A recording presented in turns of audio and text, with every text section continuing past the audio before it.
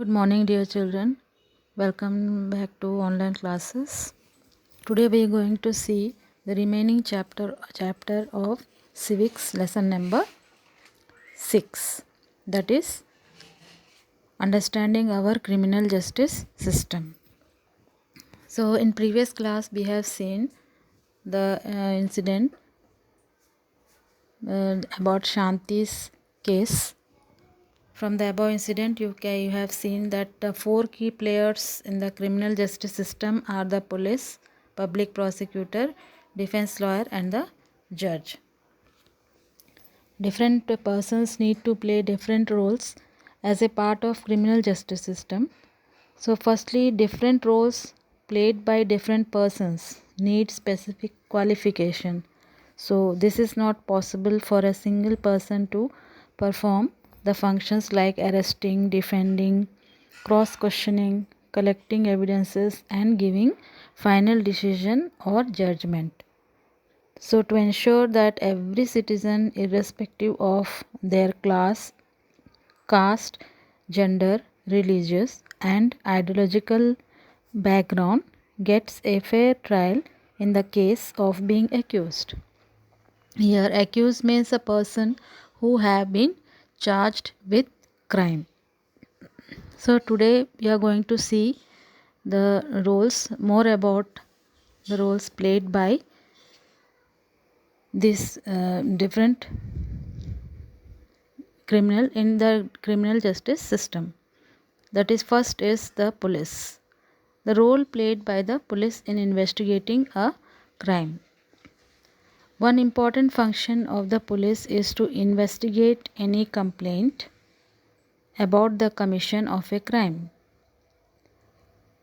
An investigation includes recording statements of witnesses and collecting different kinds of evidence. So here witness means refers to the person who is called upon in court to provide a first-hand account of what she has seen, heard, or knows about a particular case. On the basis of the investigation, the police are required to form an opinion. If the police think that the evidence points to the guilt of the accused person, then they file a charge sheet in the court. As I told you about the charge sheet, in the previous class we have already seen that charge sheet means a record made in police station of the charges against a person. As stated at the beginning of this chapter, it is not the job of police to decide whether a person is guilty or innocent. That is for the judge to decide.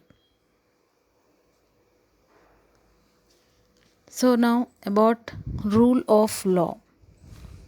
What is rule of law? Which means rule of law means that everyone is subject to the law of the land. This includes the police. Therefore, police investigation always have to be conducted in accordance with the law and with full respect for human rights. The Supreme Court laid down guidelines that the police must follow at the time of arrest,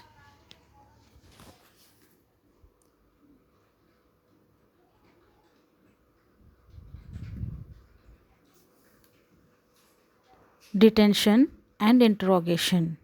The police are not allowed to torture or beat or shoot anyone during investigation. They cannot inflict any form of punishment or on a person even for a petty offenses.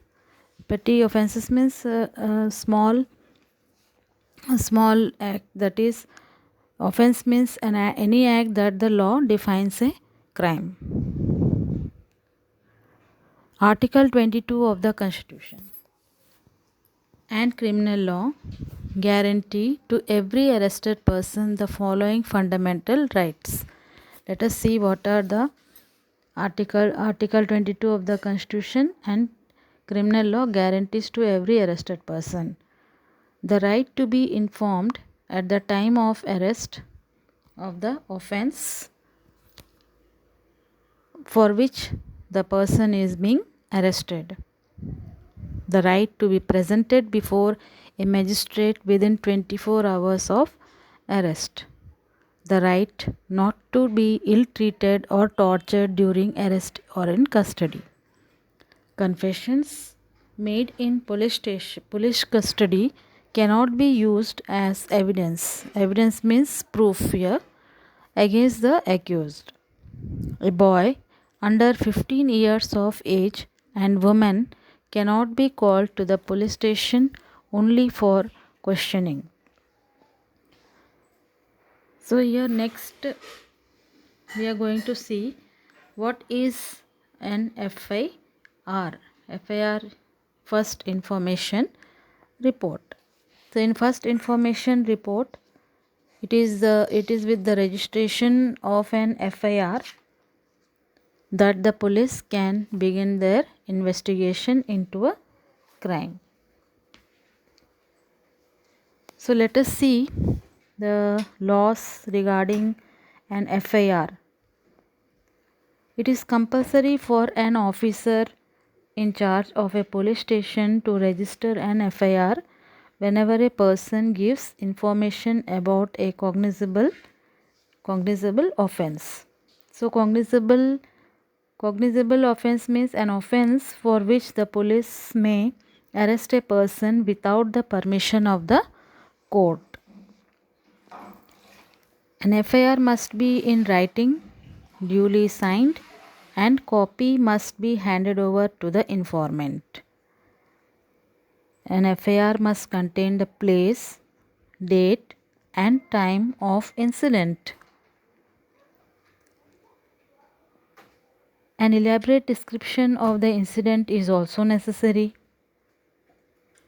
If known, the identity of the accused person and witnesses is also mentioned. The complainant also has a legal right to get a free copy of FIR from the police. So this is all about the laws, features of the law regarding an FIR. Now let us see what is the role of the public prosecutor. A criminal offense is regarded as a public wrong. So what is meant by this is that it is considered to have been committed not only against the affected victims but against society as a whole. We have seen in the previous chapter about the dowry death of Sudha. So the case against the accused Lakshman and his family was presented by the state. That is why the case was called State Delhi Administration versus Lakshman Kumar and others. So similarly, here in this chapter, the case is State versus Shanti Hemram and not Mrs. Shinde versus Shanti Hemram. In court, it is the public prosecutor who represents the interest of the state. The role of the prosecutor begins once the police has conducted the investigation and filed the charge sheet in the court. He or she has no role to play in the investigation. The prosecutor must conduct the prosecution on behalf of the state. As an officer of the court, it is his or her duty to act impartially and present the full and material facts, witnesses, and evidence before the court to enable the court to decide the case.